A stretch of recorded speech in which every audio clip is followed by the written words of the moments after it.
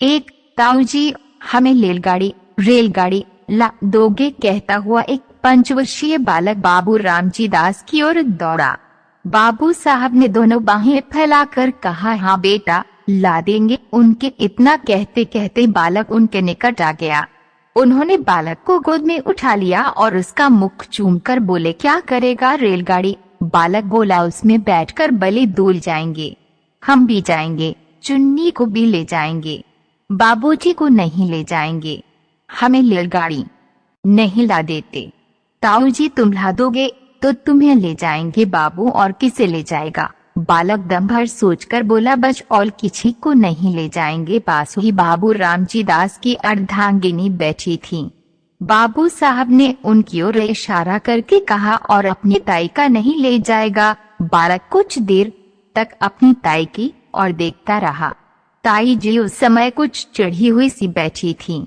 बालक को उनके मुख का वे भाव अच्छा न लगा, अतएव वो बोला, ताई को नहीं ले जाएंगे। ताई जी सुपारी काटती हुई बोली, अपने ताऊ जी ही को ले जा, मेरे ऊपर दया रख। ताई ने यह बात बड़ी रुखाई के साथ कही। बालक ताई के शुष्क व्यवहार को तुरंत ताड़ गया। बाबू साहब ने फिर पूछा, ताई को क्यों नहीं ले जाएगा? बालक, ताई हमें प्यार नहीं करती, बाबू जो प्यार करे तो ले जाएगा। बालक को इसमें कुछ संदेह था। ताई के भाव देखकर उसे ये आशा नहीं थी कि वे यह प्यार करेंगी। इससे बालक मौन रहा। बाबू साहब ने फिर पूछा, क्यों रे बोलता नहीं? ताई प्यार करे तो रेल पर बिठा कर ले जाएगा। बालक ने ताऊ जी को प्रसन्न करने के लिए केवल सिर हिलाकर स्वीकार कर लिया, परंतु मुख से कुछ नहीं कहा। बाबू साहब उसे अपनी अर्धांगिनी के पास ले जाकर उनसे बोले, लो इसे प्यार कर लो तो तुम्हें ले जाएगा। परंतु बच्चे की ताई श्रीमती रामेश्वरी को पति की ये चुगलबाजी अच्छी न लगी। वह तुनक कर बोली, तुम्हें रेल पर बैठकर जाओ, मुझे नहीं जाना है। बाबू साहब ने रामेश्वरी की बात पर ध्यान नहीं दिया। बच्चे को उनकी गोद में बैठाने की चेष्टा करते हुए बोले, प्यार नहीं करोगी तो फिर रेल में नहीं बिठावेगा क्यों रे? मनोहर ने ताऊ की बात का उत्तर नहीं दिया। उधर ताई ने मनोहर को अपनी गोद से ढकेल दिया। मनोहर नीचे गिर पड़ा। शरीर में तो चोट नहीं लगी, पर हृदय में चोट लगी। बालक रो पड़ा।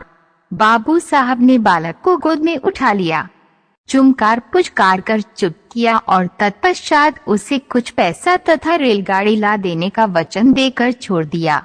बालक मनोहर भयपूर्ण दृष्टि से अपनी ताई की ओर ताकता हुआ उस स्थान से चला गया।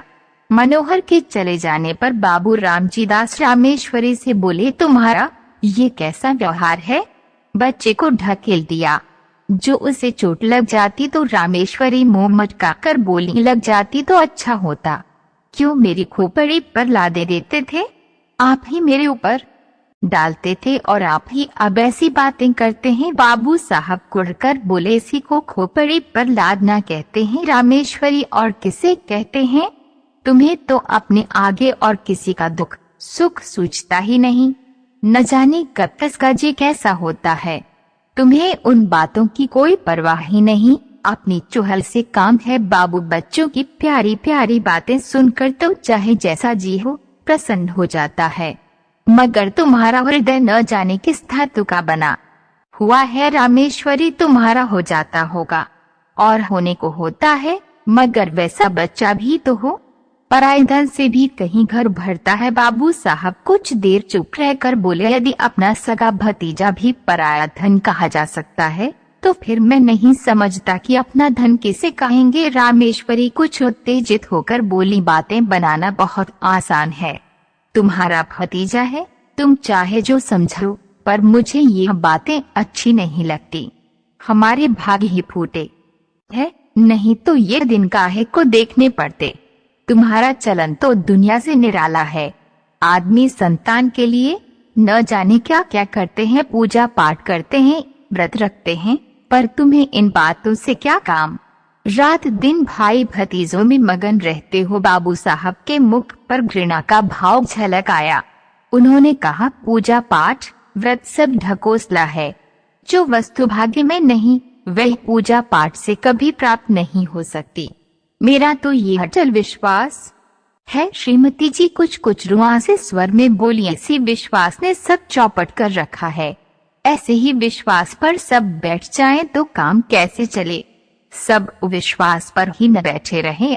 आदमी काहे को किसी बात के लिए चेष्टा करे। बाबू साहब ने सोचा कि मूर्ख स्त्री के मुंह लगना ठीक नहीं, अतएव वो स्त्री की बात का कुछ उत्तर न देकर वहां से चल गए। 2. बाबू रामजी दास धनी आदमी हैं, कपड़े की आड़त का काम करते हैं, लेन देन भी है। इनसे एक छोटा भाई है, उसका नाम है कृष्णदास। दोनों भाइयों का परिवार एक में ही है। बाबू रामदास जी की आयु 35 के लगभग है और छोटे भाई कृष्णदास की आयु 21 के लगभग। रामजी दास निसंतान हैं। कृष्णदास के 2 संतानें हैं। एक पुत्र, वही पुत्र जिससे पाठक परिचित हो चुके हैं, और एक कन्या है। कन्या की वय 2 वर्ष के लगभग है। रामजी दास अपने छोटे भाई और उनकी संतान पर बड़ा स्नेह रखते हैं, ऐसा स्नेह कि उसके प्रभाव से उन्हें अपनी संतानहीनता कभी खटकती ही नहीं। छोटे भाई की संतान को अपनी संतान समझते हैं। दोनों बच्चे भी रामदास से इतने हिले हैं कि उन्हें अपने पिता से भी अधिक समझते हैं। परंतु रामजी दास की पत्नी रामेश्वरी को अपनी संतानहीनता का बड़ा दुख है। वह दिन रात संतान ही के सोच में खुली रहती है। छोटे भाई की संतान पर पति का प्रेम उनकी आंखों में कांटे की तरह खटकता है। रात के भोजन इत्यादि से निवृत्त होकर रामजी दास शैया पर लेटे शीतल और मंद वायु का आनंद ले रहे हैं। पास ही दूसरी शैया पर रामेश्वरी हथेली पर सिर रखे किसी चिंता में डूबी हुई थी। दोनों बच्चे अभी बाबू साहब के पास से उठकर अपनी माँ के पास गए थे। बाबू साहब ने अपनी स्त्री की ओर करवट लेकर कहा, आज तुमने मनोहर को बुरी तरह ढकेला था कि मुझे अब तक उसका दुख है। कभी कभी तो तुम्हारा व्यवहार अमानुषिक हो उठता है। रामेश्वरी बोली, तुम्ही ने मुझे ऐसा बना रखा है। उस दिन उस पंडित ने कहा कि हम दोनों के जन्म पत्र में संतान का योग है और उपाय करने से संतान हो सकती है। उसने उपाय भी बताए थे, पर तुमने उनमें से एक भी उपाय करके न देखा। बस तुम तो इन्हीं दोनों में मगन हो। तुम्हारी इस बात से रात दिन मेरा कलेजा सुलगता रहता है। आदमी उपाय तो करके देखता है, फिर होना न होना भगवान के अधीन है। बाबू साहब हंसकर बोले, तुम्हारी जैसी सीधी स्त्री भी क्या कहूँ। तुम इन ज्योतिषियों की बातों पर विश्वास करती हो जो दुनिया भर के झूठे और धूर्त हैं। झूठ बोलने ही की रोटियां खाते हैं। रामेश्वरी तुनक कर बोली, तुम्हें तो सारा संसार झूठा ही दिखाई पड़ता है। ये पोथी पुराण भी सब झूठे हैं। पंडित कुछ अपनी तरफ से बनाकर तो कहते नहीं हैं। शास्त्र में जो लिखा है वही वे भी कहते हैं। वह झूठा है तो वे भी झूठे हैं। अंग्रेजी क्या पढ़ी, अपने आगे किसी को गिनते ही नहीं। जो बातें बाप दादे के जमाने से चली आई हैं, उन्हें भी झूठा बताते हैं। बाबू साहब, तुम बात तो समझती नहीं, अपनी ही उठ जाती हो। मैं ये नहीं कह सकता कि ज्योतिष शास्त्र झूठा है। संभव है वह सच्चा हो, परंतु ज्योतिषियों में अधिकांश झूठे होते हैं। उन्हें ज्योतिष का पूर्ण ज्ञान तो होता नहीं। 2-1 छोटी मोटी पुस्तकें पढ़कर ज्योतिषी बन बैठते हैं और लोगों को ठगते फिरते हैं। ऐसी दशा में उनकी बातों पर कैसे विश्वास किया जा सकता है। रामेश्वरी हूँ, सब झूठे ही हैं। तुम्हें एक बड़े सच्चे हो। अच्छा, एक बात पूछती हूँ, भला तुम्हारे जी में संतान का मुख देखने की इच्छा क्या कभी नहीं होती। इस बार रामेश्वरी ने बाबू साहब के हृदय का कोमल स्थान पकड़ा। वह कुछ देर चुप रहे। तत्पश्चात एक लंबी सांस लेकर बोले, भला ऐसा कौन मनुष्य होगा जिसके हृदय में संतान का मुख देखने की इच्छा नहीं हो। परंतु क्या किया जाए, जब नहीं है और न होने की कोई आशा ही है, तब उसके लिए व्यर्थ चिंता करने से क्या लाभ। इसके सिवा जो बात अपनी संतान से होती वही भाई की संतान से हो भी रही है।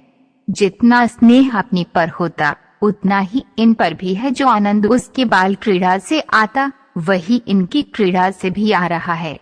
फिर नहीं समझता कि चिंता क्यों की जाए। रामेश्वरी कुढ़कर बोली, तुम्हारी समझ को मैं क्या कहूँ, इसी से तो रात दिन जला करती हूँ। भले तो यह बताओ कि तुम्हारे पीछे क्या इन्हीं से तुम्हारा नाम चलेगा। बाबू साहब हंसकर बोले, अरे तुम भी कहाँ की क्षुद्र बातें ला रहे। नाम संतान से नहीं चलता, नाम अपनी सुकृति से चलता है। तुलसीदास को देश का बच्चा बच्चा जानता है, सूरदास को मरे कितने दिन हो चुके। इसी प्रकार जितने महात्मा हो गए हैं उन सब का नाम क्या उनकी संतान की बदौलत चल रहा है। सच पूछो तो संतान से जितनी नाम चलने की आशा रहती है उतनी ही नाम डूब जाने की संभावना रहती है। परंतु सुकृति एक ऐसी वस्तु है जिसमें नाम बढ़ने के सिवा घटने की आशंका रहती ही नहीं। हमारे शहर में राय गिरधारी लाल कितने नामी थे, उनकी संतान कहाँ है, पर उनकी धर्मशाला और अनाथालय से उनका नाम अब तक चला आ रहा है, अभी न जाने कितने दिनों तक चला जाएगा। रामेश्वरी शास्त्र में लिखा है, जिसके पुत्र नहीं होता उनकी मुक्ति नहीं होती। बाबू, मुक्ति पर मुझे विश्वास नहीं। मुक्ति है किस चिड़िया का नाम। यदि मुक्ति होना भी मान लिया जाए, वो यह कैसे माना जा सकता है कि सब पुत्र वालों की मुक्ति हो ही जाती है। मुक्ति का भी क्या सहज उपाय है। ये जितने पुत्र वाले हैं सभी को तो मुक्ति हो जाती होगी। रामेश्वरी निरुत्तर होकर बोली, अब तुमसे कौन बकवास करे, तुम तो अपने सामने किसी को मानते ही नहीं। 3 मनुष्य का हृदय बड़ा ममत्व प्रेमी है। कैसी ही उपयोगी और कितनी ही सुंदर वस्तु क्यों न हो, जब तक मनुष्य उसको पराई समझता है तब तक उससे प्रेम नहीं करता। किंतु भद्दी से भद्दी और बिल्कुल काम में न आने वाली वस्तु को यदि मनुष्य अपनी समझता है तो उससे प्रेम करता है। पराई वस्तु कितनी ही मूल्यवान क्यों न हो, कितनी ही उपयोगी क्यों न हो, कितनी ही सुंदर क्यों न हो, उसके नष्ट होने पर मनुष्य कुछ भी दुख का अनुभव नहीं करता, इसलिए कि वो वस्तु उसकी नहीं पराई है। अपनी वस्तु कितनी ही भद्दी हो, काम में न आने वाली हो, नष्ट होने पर मनुष्य को दुख होता है, इसलिए कि वे अपनी चीज है। कभी कभी ऐसा भी होता है कि मनुष्य पराई चीज से प्रेम करने लगता है। ऐसी दशा में भी जब तक मनुष्य उस वस्तु को अपना बनाकर नहीं छोड़ता अथवा हृदय में यह विचार नहीं कर लेता कि वे यह वस्तु मेरी है, तब तक उसे संतोष नहीं होता। ममत्व से प्रेम उत्पन्न होता है और प्रेम से ममत्व, इन दोनों का साथ चौली दामन का सा है। ये कभी पृथक नहीं किए जा सकते। यद्यपि रामेश्वरी को माता बनने का सौभाग्य प्राप्त नहीं हुआ था, तथापि उनका हृदय एक माता का हृदय बनने की पूरी योग्यता रखता था। उनके हृदय में वे गुण विद्यमान तथा अंतर्निहित थे जो एक माता के हृदय में होते हैं, परंतु उसका विकास नहीं हुआ था। उनका हृदय उस भूमि की तरह था जिसमें बीज तो पड़ा हुआ है, पर उसको सींचकर और इस प्रकार बीज को प्रस्फुटित करके भूमि के ऊपर लाने वाला कोई नहीं। इसीलिए उनका हृदय उन बच्चों की ओर खींचता तो था, परंतु जब उन्हें ध्यान आता था कि ये बच्चे मेरे नहीं दूसरे के हैं, तब उनके हृदय में उनके प्रति द्वेष उत्पन्न होता था, घृणा पैदा होती थी। विशेषकर उस समय उनके द्वेष की मात्रा और भी बढ़ जाती थी जब वे ये देखती थी है कि उनके पतिदेव उन बच्चों पर प्राण देते हैं जो उनके रामेश्वरी के नहीं हैं। शाम का समय था। रामेश्वरी खुली छत पर बैठी हवा खा रही थी। पास उनकी देवरानी भी बैठी थी। दोनों बच्चे छत पर दौड़ दौड़ कर खेल रहे थे। रामेश्वरी उनके खेल को देख रही थी। इस समय रामेश्वरी को उन बच्चों का खेलना कूदना बड़ा भला मालूम हो रहा था। हवा में उड़ते हुए उनके बाल कमल की तरह खिले, उनके नन्हे नन्हे मुख, उनकी प्यारी प्यारी तोतली बातें, उनका चिल्लाना, भागना, लौट जाना इत्यादि क्रीड़ाएं उसके हृदय को शीतल कर रही थीं। सहसा मनोहर अपनी बहन को मारने दौड़ा। वह खिलखिलाती हुई दौड़कर रामेश्वरी की गोद में जा गिरी। उसके पीछे पीछे मनोहर भी दौड़ता हुआ आया और वह भी उन्हीं की गोद में जा गिरा। रामेश्वरी उस समय सारा द्वेष भूल गई। उन्होंने दोनों बच्चों को उसी प्रकार हृदय से लगा लिया जिस प्रकार वह मनुष्य लगाता है जो कि बच्चों के लिए तरस रहा हो। उन्होंने बड़ी सतृष्णता से दोनों को प्यार किया। उस समय यदि कोई अपरिचित मनुष्य उन्हें देखता तो उसे ये विश्वास होता कि रामेश्वरी उन बच्चों की माता है। दोनों बच्चे बड़ी देर तक उनकी गोद में खेलते रहे। सहसा उसी समय किसी के आने की आहट पाकर बच्चों की माता वहां से उठकर चली गई। मनोहर ले रेलगाड़ी कहते हुए बाबू रामजी दास छत पर आए। उनका स्वर सुनते ही दोनों बच्चे रामेश्वरी की गोद से तड़पकर निकल भागे। रामजी दास ने पहले दोनों को खूब प्यार किया, फिर बैठकर रेलगाड़ी दिखाने लगे। इधर रामेश्वरी की नींद टूटी। पति को बच्चों में मगन होते देखकर उनकी भौहें तन गईं। बच्चों के प्रति हृदय में फिर वही घृणा और द्वेष भाव जाग उठा। बच्चों को रेलगाड़ी देकर बाबू साहब रामेश्वरी के पास आए और मुस्कुराकर बोले, आज तो तुम बच्चों को बड़ा प्यार कर रही थीं। इससे मालूम होता है कि तुम्हारे हृदय में भी उनके प्रति कुछ प्रेम अवश्य है। रामेश्वरी को पति की यह बात बहुत बुरी लगी। उन्हें अपनी कमजोरी पर बड़ा दुख हुआ। केवल दुख ही नहीं, अपने ऊपर क्रोध भी आया। वह दुख और क्रोध पति के उक्त वाक्य से और भी बढ़ गया। उनकी कमजोरी पति पर प्रकट हो गई। ये बात उनके लिए असह्य हो उठी। रामजी दास बोले, इसीलिए मैं कहता हूँ कि अपनी संतान के लिए सोच करना वृथा है। यदि तुम इनसे प्रेम करने लगो तो तुम्हें ये ही अपनी संतान प्रतीत होने लगेंगे। मुझे इस बात से प्रसन्नता है कि तुम इनसे स्नेह करना सीख रही हो। यह बात बाबू साहब ने नितांत हृदय से कही थी, परंतु रामेश्वरी को इसमें व्यंग की तीक्ष्ण गंध मालूम हुई। उन्होंने कुढ़कर मन में कहा, इन्हें मौत भी नहीं आती, मर जाएं, पाप कटे। आठों पहर आंखों के सामने रहने से प्यार को जी ललचा ही उठता है। इनके मारे कलेजा और भी जला करता है। रामेश्वरी जल भून कर बोली, मुझे क्या पड़ी है जो मैं प्रेम करूंगी। तुम्ही को मुबारक रहे। निगोड़े आप ही आके घुसते हैं। एक घर में रहने में कभी कभी हंसना बोलना पड़ता ही है।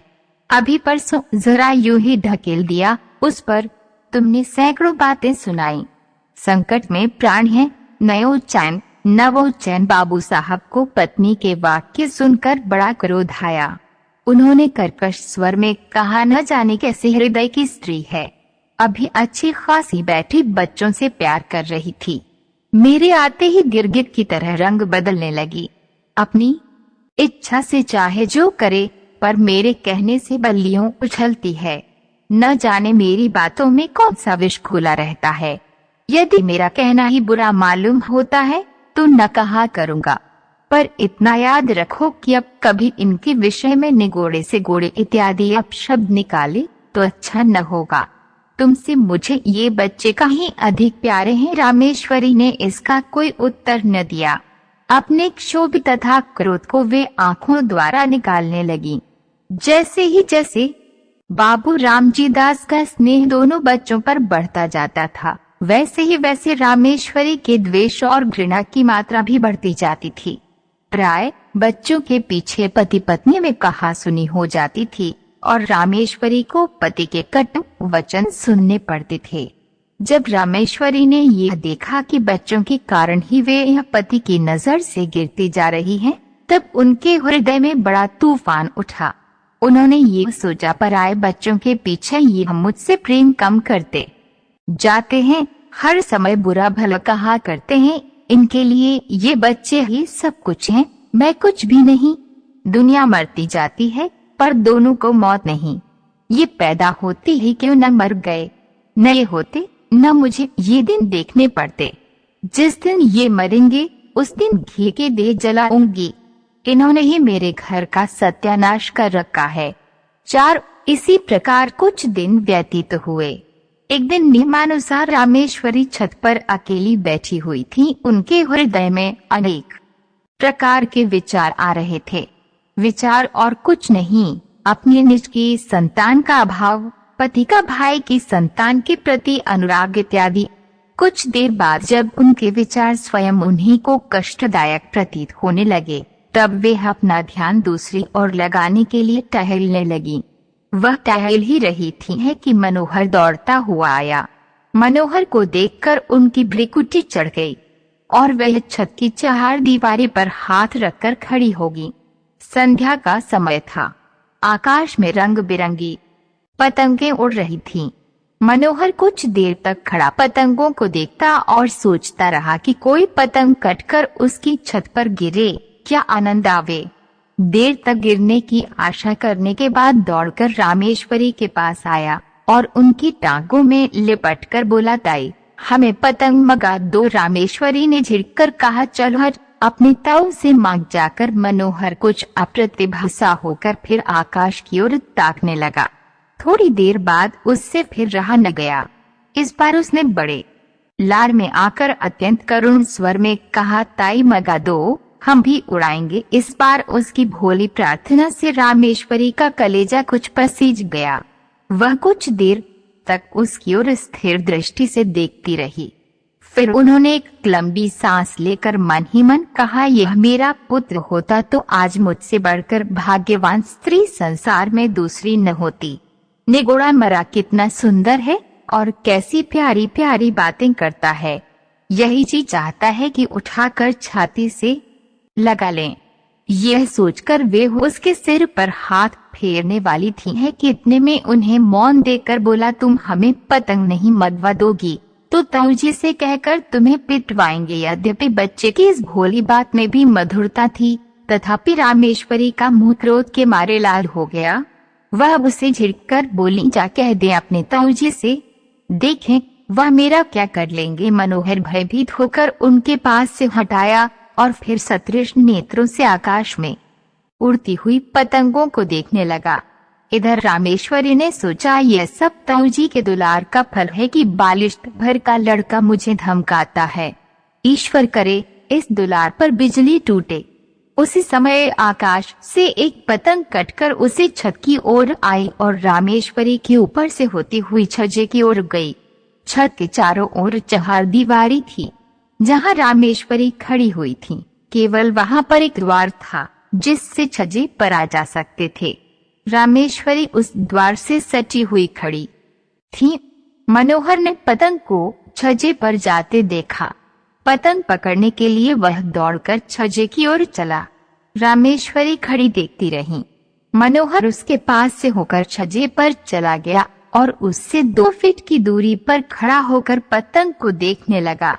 पतंग छज्जे पर से होती हुई नीचे घर के आंगन में जा गिरी।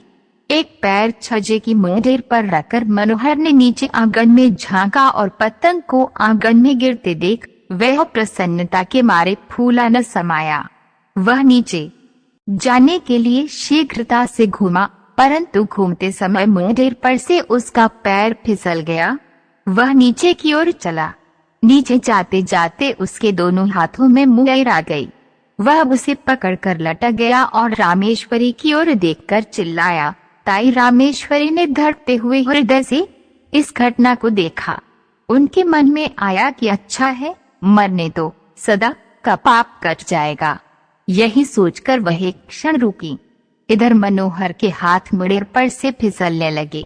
वह अत्यंत भय तथा करुण नेत्रों से रामेश्वरी की ओर देखकर चिल्लाया, अरे ताई। रामेश्वरी की आंखें मनोहर की आंखों से जा मिली।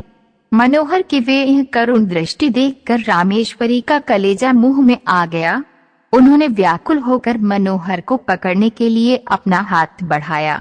उनका हाथ मनोहर के हाथ तक पहुंचा ही कि मनोहर के हाथ से मुंडेर छूट गई। वह नीचे आ गिरा। रामेश्वरी चीख मारकर छज्जे पर गिर पड़ी। रामेश्वरी 1 सप्ताह तक बुखार से बेहोश पड़ी रहीं। कभी कभी जोर से चिल्ला उठती और कहती, देखो देखो वह गिरा जा रहा है, उसे बचाओ, दौड़ो मेरे मनोहर को बचा लो। कभी वह कहती, बेटा मनोहर, मैंने तुझे नहीं बचाया। हाँ, मैं चाहती तो बचा सकती थी, देर करती। इसी प्रकार के प्रलाप वे किया करती। मनोहर की आंख उखड़ गई थी, आग बिठा दी गई। वह क्रमश फिर अपनी असली हालत पर आने लगा। 1 सप्ताह बाद रामेश्वरी का ज्वर कम हुआ, अच्छी तरह होश आने पर उन्होंने पूछा, मनोहर कैसा है? रामजी दास ने उत्तर दिया, अच्छा है। रामेश्वरी उसे पास लाओ। मनोहर रामेश्वरी के पास लाया गया। रामेश्वरी ने उसे बड़े प्यार से हृदय से लगाया। आंखों से आंसुओं की झड़ी लग गई, हिचकियों से गला उठ गया। रामेश्वरी कुछ दिनों बाद पूर्ण स्वस्थ होगी। अब वह मनोहर और उसकी बहन चुन्नी से द्वेष नहीं करती और